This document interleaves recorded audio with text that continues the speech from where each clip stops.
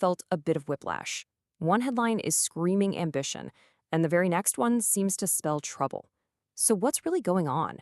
Well, in this explainer, we're going to cut right through all that noise and get to the heart of the matter, using insights that come directly from India's chief economic advisor.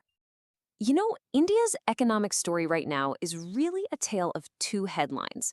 On one side, you've got these incredibly bold targets and amazing progress. But on the other, there are these worrying trends and challenges that just won't go away. Let's take a look at the headlines that are creating all this confusion. So, on one hand, you hear this incredible, almost mind boggling long term goal, turning India into a $30 trillion economy by 2047. It's this huge vision of a global economic powerhouse. But then, in the very same news cycle, you see the other side of the coin. You see headlines day after day about the rupee getting weaker, hitting brand new lows against the dollar. And that just feels like the exact opposite of strength, right?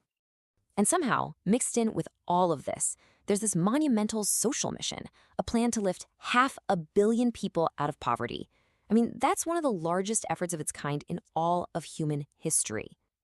And this is all happening against a backdrop of global chaos, trade tensions, tariffs, things that threaten to just pull the rug out from under all of this progress.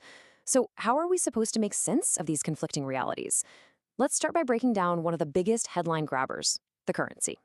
The falling rupee is probably one of the most visible and, for many people, concerning headlines. But what if the story isn't as simple as weak rupee equals a weak economy? What if there's actually a lot more to it than what meets the eye? So let's just ask it directly. Is a falling rupee always a bad thing? Common wisdom would say yes, absolutely. But the chief economic advisor, he offers a much more nuanced view.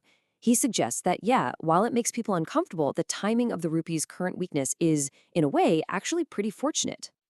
While the headlines are sparking fear, the CEA points out that with global oil prices pretty stable and domestic food prices actually coming down, the indirect hit to the average person's wallet is softened. The real reason for the rupee's long-term trend, he argues, is something called the inflation differential. So what is this inflation differential? Well, as you can see, it's a pretty simple idea. Over time, the currency of a country with higher inflation is naturally going to weaken against one with lower inflation. And for the last 40 years, India has generally had a higher inflation rate than the US. That difference, which averages out to about 3% a year, almost perfectly explains the rupee's depreciation over that same period. So it's less about some sudden crisis and more about a long-term economic reality. And this next point is brilliant. It's a cricket analogy. He says, currency markets, kind of like a star player, can have a temporary dip in form. But the underlying fundamentals of the economy, its class, that's going to shine through essentially. The real focus right now is on getting inflation low and stable, because that's the key to a stronger currency in the long run. Okay, so if the currency is really just a symptom of these deeper economic forces, then what's the real focus? The CEA argues it's all about shifting from the financial world of currency to the physical world of, well, things. How is India trying to build an economy that's resilient to all these external shocks? The answer, it turns out, lies in making stuff. For a long, long time, India has been dependent on imports for critical materials.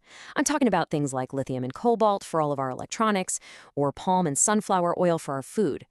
This reliance, it creates vulnerabilities, especially in a chaotic world where supply chains can just snap at any moment.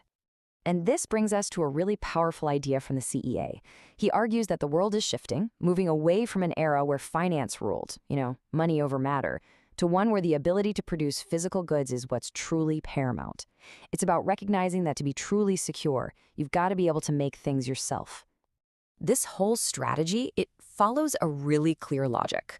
First, you build a strong manufacturing base. That then allows you to increase your exports. Selling more stuff to the world earns you the foreign currency you need to pay for your essential imports. And this entire chain reaction is what ultimately leads to economic stability and, you guessed it, a stronger currency. Of course, no discussion about India's economy is complete without talking about the real human challenges of poverty and inequality. But just like with the rupee, the headlines don't always tell the whole story. Behind the difficult stories, there's also a powerful, data-driven story of progress. We've all heard them or read these heart-rending stories. These anecdotes of families where just one single medical emergency can push them deep into debt and poverty. And those stories are absolutely valid, and they carry immense emotional weight. The CEA uses this analogy from the Nobel laureate Daniel Kahneman to explain a little quirk of human psychology. See, negative stories have a disproportionate impact on how we see things. One bad story, one cockroach, can make us forget about the 99 good ones in the bowl. So while we absolutely have to address the cockroach, we shouldn't let it blind us to all the progress that's represented by the cherries. So let's look at some of those cherries. A common criticism is that graduates just aren't employable. But the data shows a massive leap. Back in 2014, only about 1 in 3 graduates was considered employable. Today, that number is more than 1 in 2. That is a huge improvement in just over a decade. And here's another stunning statistic for you. This one's from the Bank for International Settlements. The progress India made in bringing its population into the formal banking system in just 8 years was originally projected to take nearly half a century. 47 years of progress in just 8. That's the pace of change we were talking about. So with all these challenges and all these incredible opportunities, what is the path forward? The chief economic advisor argues that it's not just about what the government does, but it's about a shared vision that he calls the compact. Now, this isn't a legal contract, it's a social one. It's this idea that progress isn't something the government just delivers to the people. No, it's a collective effort where absolutely everyone has a role to play. And here's how it breaks down. The government's job? To create the right environment and to trust its people and its businesses. The private sector then has to repay that trust by delivering world-class performance. And citizens, we have a responsibility too, to invest in our children's education and take an active role in our own progress. I mean, this is the model that powered the rise of countries like post-war Japan and South Korea. And that leaves us with a final thought. We've seen the confusing headlines, we've understood the deeper economics, and we've witnessed the data that sits behind the anecdotes. The chief economic advisor's whole argument is that the final piece of this puzzle, it isn't some new government policy or corporate strategy, it's a shared responsibility, a collective agreement to build the future together. The real question is this the key that will finally unlock India's full potential? That's what's worth watching.